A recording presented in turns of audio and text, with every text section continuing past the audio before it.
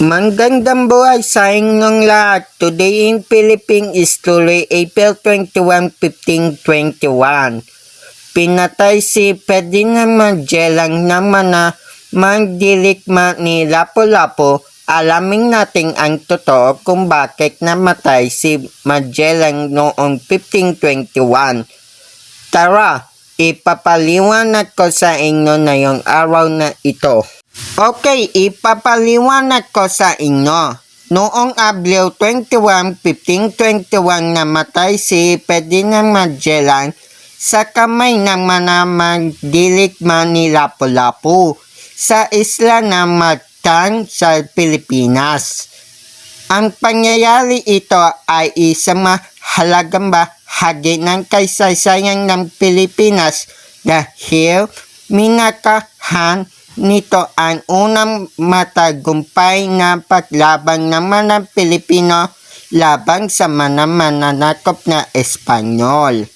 Si Magellan, isang Portuguese na eksplorador na naglilingkod sa Espanya, ay naglayag sa buong mundo upang mahanap ng isang ruta patungo sa silangan. Pagdating niya sa Pilipinas, nakipag-alyansa siya kay Raa Humabon ng Cebu. Nulik si Lapu-Lapu ay dato ng Mactan ay tumanggi mapasakop sa mga Espanyol. Dahil sa pagtanggi ni Lapu-Lapu, nagpadala si Magellan ng isang ekspedisyon sa Mactan upang supiling siya. Ang labanan ay nagresulta sa pagkamatay ni Magellan at ng ilang sa kanyang mga tauhan. So, ang video explanation ko patungkol kay Ferdinand Magellan kung bakit siya namatay noong Abril 27, 1521 sa mga kamay ng mga magdilikma ni Lapu-Lapu. Gumawa ako ng isang saliksik talaga o research pala may patunay. Okay, ganun po yon.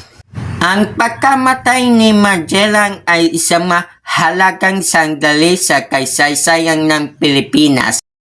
Ito ay nagpapakita ng katapangan at paglaban ng mga Pilipino laban sa kolonyalismo. Si Lapu-Lapu ay itinuturing na isang bayani dahil sa kanyang tagumpay laban kay Magellan. At ang araw ng kanyang tagumpay ay ipinagdiriwang pa rin hanggang ngayon.